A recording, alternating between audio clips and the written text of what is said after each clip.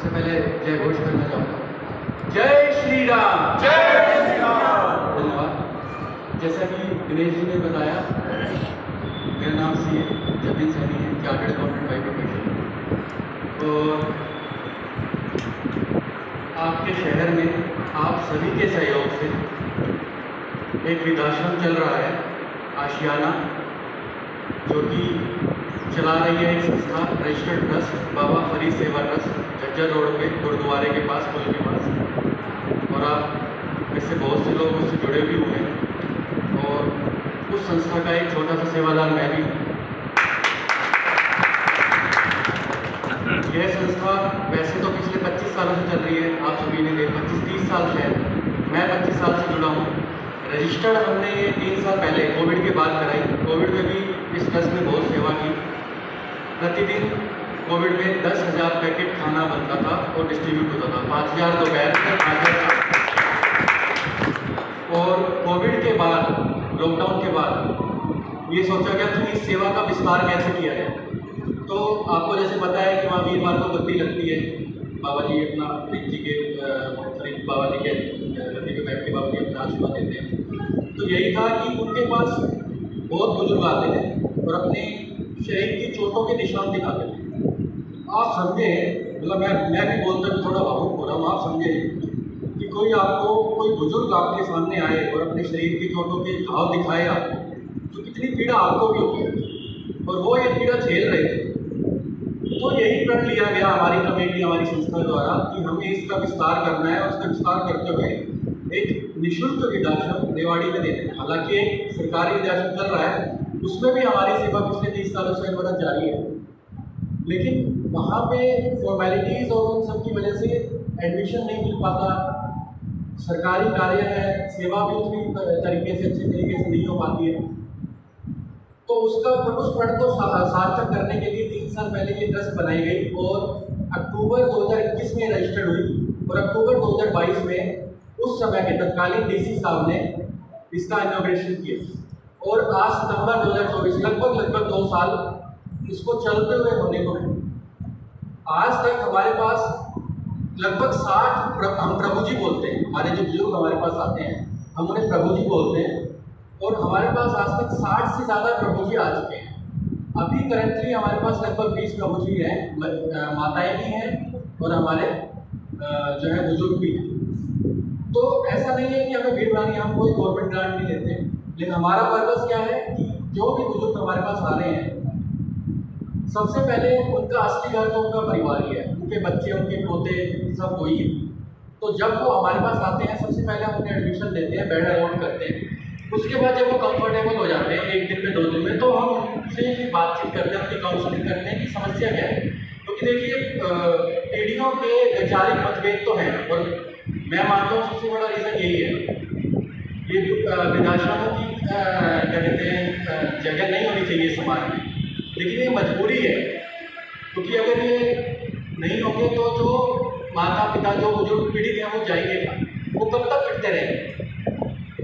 ऐसे केस हम देखते हैं अपनी रोजमर्रा की जिंदगी में कि पेंशन का जब समय आता है ना, तब उनके परिवार वाले जो है हमारे पास आ जाते हैं कि जी हमें बुजुर्ग को अपने घर ले जाने के लिए तैयार, क्यों, उनकी पेंशन आने वाली है तो पेंशन चाहिए, और वो बुजुर्ग नहीं होगी तो पेंशन नहीं मिलेगी। तो वो उस समय उनको लेके जाते हैं, फिर थोड़े दिन ही रहते हैं, वो ज़्यादा दिन नहीं रहता, वो फिर से हमारे पास ही आ जाते हैं। तो ये हम समझ सकते हैं इसके पीछे कि हमारी मानसिकता है, समाज की मानसिकता क्या है। एक केस में तो ऐसा हुआ कि एक बुजुर्ग को, उनके पास संपत्ति थी, धोखे से उनकी संपत्ति अपने नाम करा के उनका डेथ सर्टिफिकेट बनवा के, एक बुजुर्ग जो जीवित है उनका डेथ सर्टिफिकेट बनवा करके उसकी संपत्ति बच्चों ने अपने नाम कर ली। अब उनका कोई अस्तित्व ही नहीं है इस दुनिया में। तो आप समझे, कुछ केसेस ऐसे विकट भी आते हैं हमारे सामने, और कुछ नॉर्मल भी होते हैं कि सिर्फ एक वैचारिक मतभेद है, घर पे पत्नी है, बुजुर्गों के साथ नहीं बन रही है, बच्चे हैं बुजुर्गों की। बुजुर्ग तो वो है ना, वो बड़े वृक्ष हैं, एक बहुत बड़ा वृक्ष है ना, वो अपनी छाया दे रहे हैं, अपनी छाया किस माध्यम से देते हैं, तो अपनी एक्सपीरियंस है उनको, तो वो बताते हैं कि कहीं कुछ छोटा मोटा गलत हो रहा है, और हमें लगता है कि वो टोका टाकी कर रहे हैं। तो वो एक वैचारिक मतभेद होता है जिससे कि वो उनकी आपस में नहीं बनती है, और बुजुर्ग फिर जो है वो ये सोचते हैं कि हम कहीं बाहर निकल जाएं जहाँ हमारे हम अपने हिसाब से अपने तरीके से थोड़ा समय व्यतीत कर सकें। तो हम कोशिश यही करते हैं, जो इस तरह के केसेस हैं वहाँ पे हम परिवार के लोगों को बुलाते हैं, उनकी काउंसलिंग करते हैं और परिवार को और बुजुर्ग को रीयूनाइट करने की कोशिश करते हैं, और हम बहुत हद तक इसमें कामयाब भी हैं। और ये जो वृद्धाश्रम, ये जब संस्था चल रही है, ये सब आप समाज के सहयोग से चल रही है। हमारे पास कोई पेड स्टाफ भी नहीं है। ये इतनी बड़ी संस्था हम पिछले 2 सालों से चला रहे हैं। आज देश में 20 बुजुर्ग हैं। हमारे पास कोई पेड स्टाफ नहीं है। जो भी उनकी सेवा हो रही है, दिन रात 24 घंटे सेवा हो रही है। एक बड़ा घर है ना, हमारा एक घर होता है, हम उसमें 4 जन हैं, 6 जन हैं, हम 2 मियाँ बीवी हैं, 2 बच्चे हैं, 2 हमारे बड़े हैं, हमारे बुजुर्ग हैं, 6 जन हैं। यहाँ ये वही 20-25 जनों का एक परिवार है, बड़ा सा घर है। तो बड़ा घर है तो सारी ज़रूरतें हैं, सारी व्यवस्थाएँ, हर तरह की सेवा चाहिए। उनका तीनों टाइम का खाना, भोजन की व्यवस्था, उनकी दवाई, उनकी सेवा, हर तरह साफ सफाई, सब कुछ हमारी संस्था के और हमारी संस्था से जुड़े हुए अन्य सदस्यों के परिवार के लोग ही कर रहे हैं। कोई पेड स्टाफ हमारे पास नहीं है।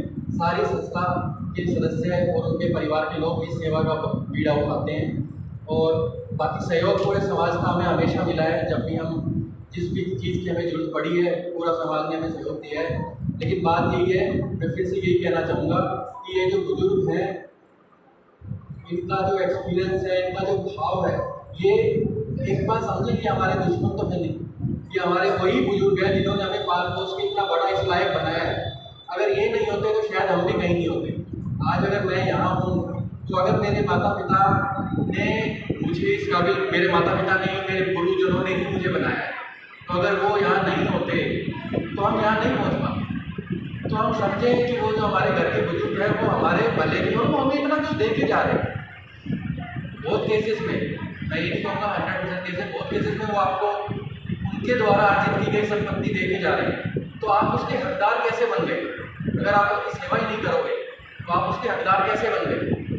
तो अगर आप उनकी संपत्तियों के, उनकी विरासत के हकदार हो तो उनकी सेवा करने का थोड़ा सा बीड़ा तो हमें भी उठाना चाहिए। इसी के साथ मैं आप सभी का धन्यवाद करूंगा, इस मंच का भी धन्यवाद करूंगा कि उन्होंने मुझे इस काबिल समझा और यहाँ बुलाया और अपने विचार प्रकट करने का। जय श्री राम।